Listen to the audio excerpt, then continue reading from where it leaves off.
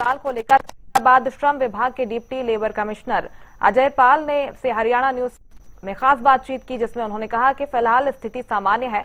Motherson company में ज्यादातर कर्मचारी काम पर लौट गए हैं। इसके साथ ही उन्होंने हरियाणा न्यूज के माध्यम से अपील की है कि कामगार अफवाहों पर ध्यान न दें।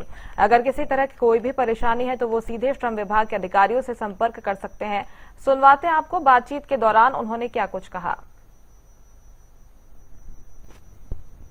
फरीदाबाद में कामगारों ने वेतन को लेकर जो है गत दिवस भी 3 जगह पर प्रदर्शन किया था, लेकिन आज की बात करें तो हालात फिलहाल की बात करें तो सामान्य बने हुए हैं। हालांकि जो 10-20 कर्मचारी हैं वो अभी भी हड़ताल पर हैं। हमारे साथ श्रम विभाग के अधिकारी हैं अजयपाल डूडी जी, इनसे हम जान लेते हैं। सर, आखिर क्यों ऐसे हालात बने कि तमाम जो हजारों कर्मचारी हैं वो सड़कों पर उतर आए?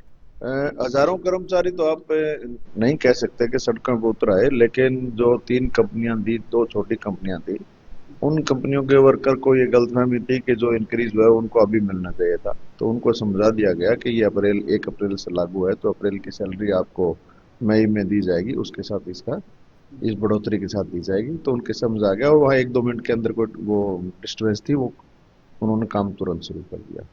जहां तक सुमी मदरसन की बात है, इनका कनेक्शन जो है नोएडा के कुछ कर्मचारी हैं वहां से है, तो वहां से इनके पास कुछ गलत न्यूज थी कि नोएडा के अंदर 20,000 रुपये सैलरी वर्कर की कर दी गई। तो वो इनका हमने कन्फ्यूजन दूर किया, वहाँ का हमने नोटिफिकेशन इनको दिखाया और इनके सामने मैंने वहाँ के जो एडिशनल लेबर कमिश्नर साहब से उनसे भी बात करी। और आज जो सीएम साहब ने वहाँ के किए हैं नए आदेश जो सैलरी के, वो भी उनको दिखाया। तो सैलरी का उनका हमने कन्फ्यूजन जो है वो दूर कर दिया है और इनको अच्छे से समझा दिया है कि हमारी जो 15,220 रुपये सैलरी है, ये सरकार ने बहुत ही पारदर्शी तरीके से इसको इंक्रीज किया है। इसके अंदर जो हमारे वेज बोर्ड की सलाहकार समिति थी, उसने बहुत सी मीटिंग करी, जिसके अंदर वर्कर के नेता, जो उनके ट्रेड यूनियन के नेता थे वो भी थे, मैनेजमेंट भी थे, त्रिपक्षीय वार्ताएं अच्छे से चली है। उसके बाद में जो वेतन वृद्धि की गई है, और ये ऐतिहासिक वेतन वृद्धि है, 35% की वेतन वृद्धि जो है आज तक की कभी भी किसी भी स्टेट के अंदर नहीं हुई होगी, ये भी हमने समझा दिया था। कुछ और डिमांड थी उनकी, आईडी कार्ड को लेके, अपॉइंटमेंट लेटर को लेके, वेज स्लिप को लेके, वो भी उन्होंने रिटर्न में मैनेजमेंट से उनको दिलवा दिया है। मैनेजमेंट ने रिटर्न में उनको दे दिया कि सारी सुविधा आपको दी जाएंगी। और जो सैलरी है उनकी 7 तारीख, उसके अंदर हमारा सर्वनिरीक्षक के सामने सैलरी का वितरण किया जाएगा। अगर किसी भी तरह को वेतन विसंगति हो तो उसको दूर करवा दिया जाएगा। तो इस प्रोसेस के अंदर क्योंकि वहाँ पे यूनियन है नहीं और वर्कर लगभग 2200 वर्कर हैं, पहली शिफ्ट के अंदर उनके 1200 वर्कर होते हैं, तो सबसे बातचीत करना बड़ा असंभव था। तो उन्होंने अपनी तरफ से 10 वर्कर जो हमें उनके साथी थे, उनको हमारे से बातचीत करने के लिए, प्रबंधकों से बातचीत करने के लिए, तो कल हमने उनका सेटलमेंट करवा दिया था। लेकिन किसी न किसी रूप में वो जो उनके 10 प्रतिनिधि थे, नुमाइंदे थे, वो पूर्ण रूप से अपने साथियों को सारी बातों में कन्विंस करने में असफल रहे ही, इसलिए आज थोड़ा सा अनरेस्ट रहा।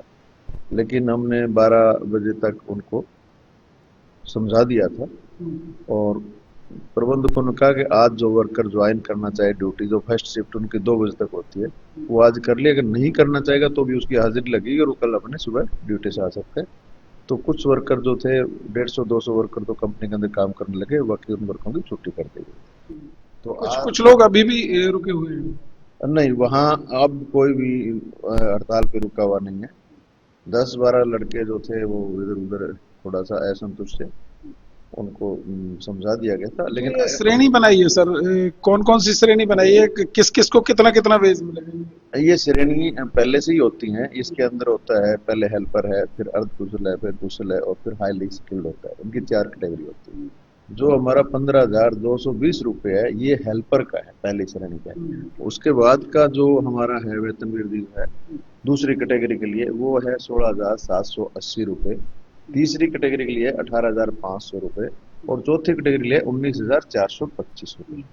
लेकिन एक बात और मैं यहाँ आपको बताना चाहूँगा, आपके मार्फत से सभी श्रमिक भाई जो आपका चैनल देखें उनको बताना चाहूँगा, इसके साथ में जो इनका पीएफ का जो कंट्रीब्यूशन होगा 12%, वो 12% मैनेजमेंट की तरफ से एक्स्ट्रा है, इससे ऊपर होगा।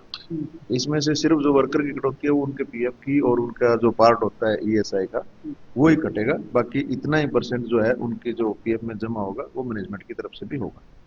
डीसी आयुष सिन्हा ने भी लोगों से अपील की है कि अफवाहों पर ध्यान ना दें और जो ऐसी सूचनाएं आती हैं तो उन पर ध्यान देने की जरूरत नहीं है। आप क्या अपील लोगों से करोगे?